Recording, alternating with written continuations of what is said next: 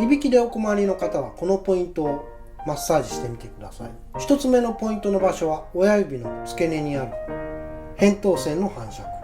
2つ目のポイントの場所は親指の第一関節下にある下顎の反射区。